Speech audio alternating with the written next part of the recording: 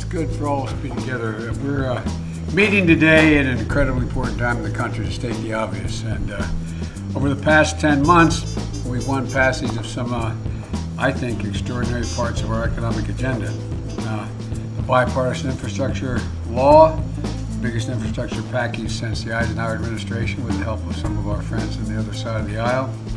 The CHIPS Act, the law to spur investments and microchips, which are exciting news. Congress has confirmed new details. A relief package has been approved and passed. This bill will provide millions of Americans with bonus relief checks. The Idaho legislature, during a special session this week, approved a bill that will create a flat 5.8% income tax for individuals and corporations. It will also provide $500 million in rebates, a minimum of $300 for each Idaho resident who filed tax returns in 2020 and 2021. The legislation will return people in Idaho their tax money amid a $2 billion record surplus. The Republican representative who co-sponsored the bill told reporters, "That's phenomenal, and we have a boatload of money that needs to be dealt with appropriately." The bill sets aside $410 million in sales tax revenue for education, although the legislature will have the option to appropriate the funds going forward. Republican Governor Brad Little proposed a tax cuts, rebate, and education boost and called Idaho lawmakers to Boise to consider legislation, which comes months after the November election. Before the November election, Little quickly signed the bill this week after the legislature adjourned. The governor said in a statement, "The successful extraordinary session demonstrates that the government's working for the people.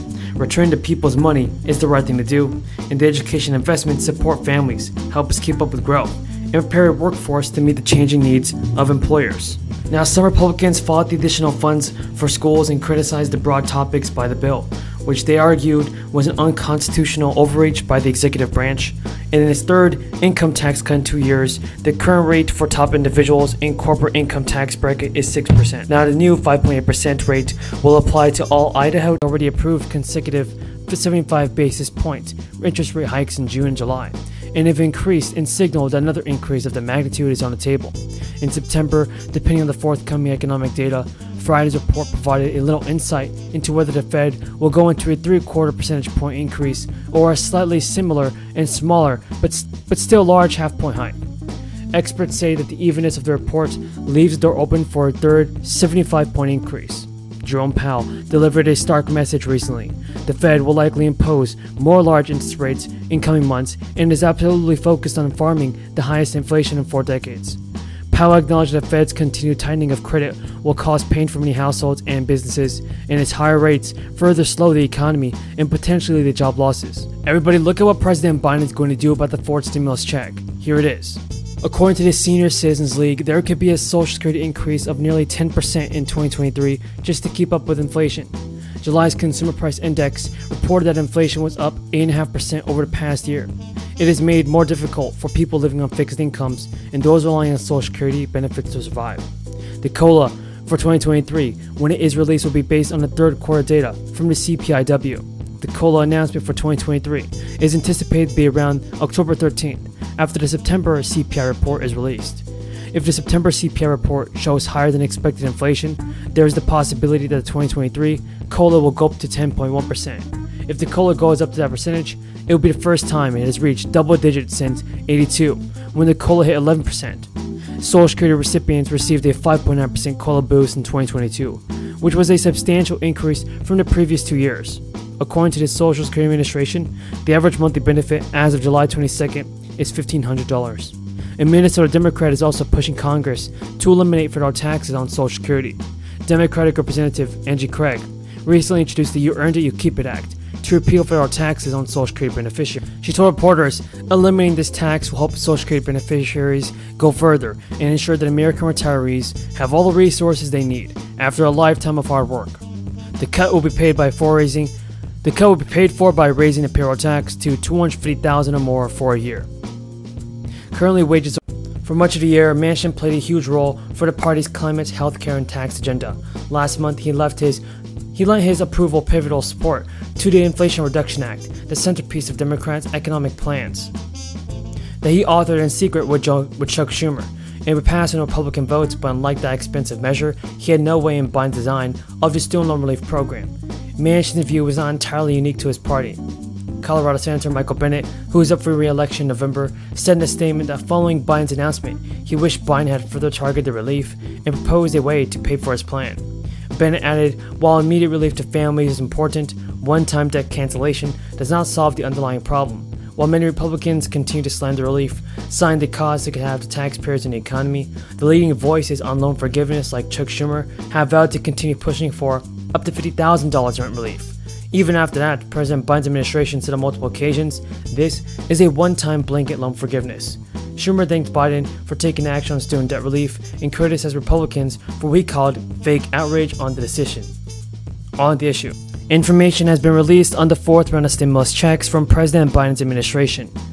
Democrats and Republicans are discussing whether all Americans should receive extra financial assistance. Some states and cities have already approved new gas relief checks to help offset the rising prices. Right now, a large number of companies and institutions are finding ways to help Americans cope with inflation by doing out and doling out employee bonuses or by offering more promotions than usual. In July, consumer prices jumped 8.5% compared to a year earlier, down from June when prices popped 9.1%.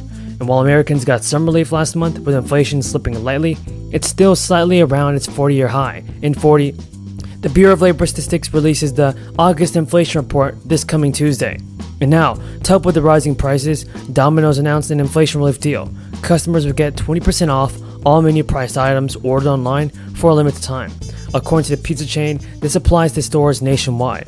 The move was similar to Krispy Kreme's promotion back in April when the donut maker offered customers a discount on its sweet treats to offset the pain at the pump. The company sold a dozen original glazed donuts for the price of a gallon of gas. Aside from the product discounts, some employees are also getting extra cash in order to combat this painfully high price.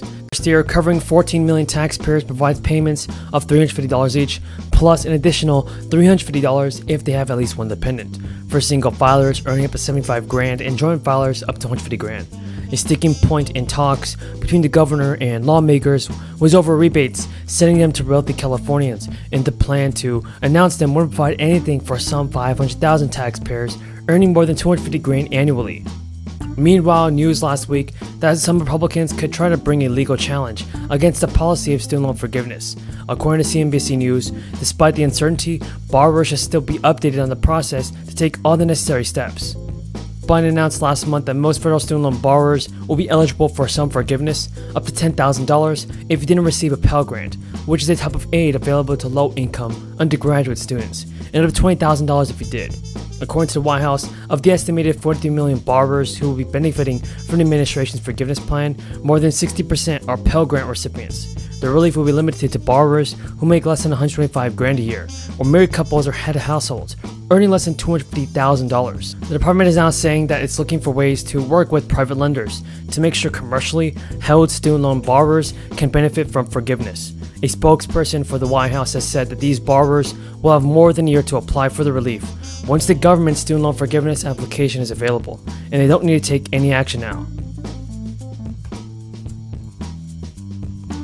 Chuck Schumer has promised to pass a side deal on permitting reform with Joe Manchin to the massive tax